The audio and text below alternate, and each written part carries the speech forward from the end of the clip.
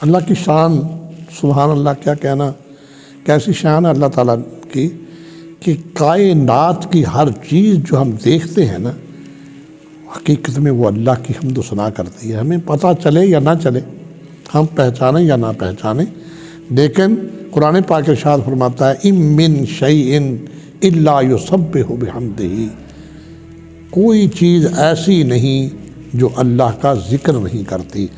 سب مجھے یاد آ گیا بڑا ہی پیارا واقعہ، حضرت داؤد علیہ السلام اپنی عبادت گاہ میں بیٹھے زبور کی تلاوت کر رہے تھے، تو ان کے دل میں ایک خیال پیدا ہوا۔ خیال کیسے پیدا ہوا؟ انہوں نے ایک کیڑے کو دیکھا مٹی میں، سنہری رنگ کا کیڑا، بڑا پیارا۔ کیڑوں کو دیکھ کر اپنے دل میں سوچتے ہیں، یا اللہ تو نے اس کیڑے کو کیوں پیدا کیا؟ یعنی تجسس سے، یا اللہ اس کیڑے کو کس لیے پیدا کیا؟ تو اللہ تعالیٰ نے اس کیڑے کو حکم فرمایا کہ میرے نبی کے ساتھ بات کرو نا۔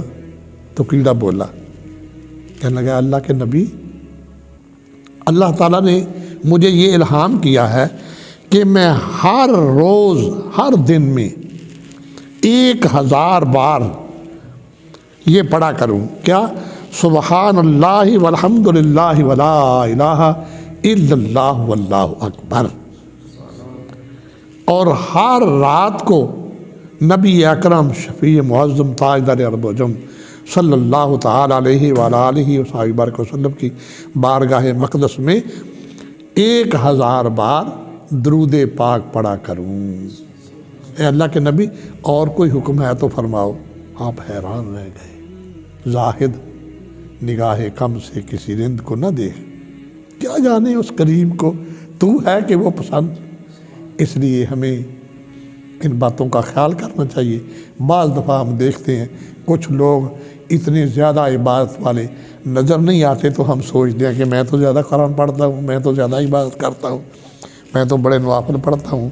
یہ تکبر کی بات ہے، کبھی تکبر نہ آنے دیجئے، بلکہ اللہ تعالیٰ کی حمد و ثنا میں اپنے آپ کو زیادہ سے زیادہ لگائیے، اس کی عبادت میں لگائیے، اس کا ذکر و فکر کیجئے، اور کسی چیز کے بارے میں بھی یہ نہ سوچا جائے کہ شاید میں اس سے زیادہ کرتا ہوں۔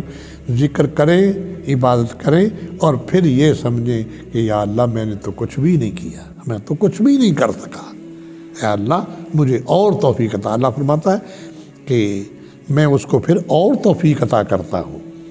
اور اللہ تعالیٰ کی بارگاہ میں دعا ہے اللہ ہم سب کو اپنی عبادت کی توفیق عطا فرمائے۔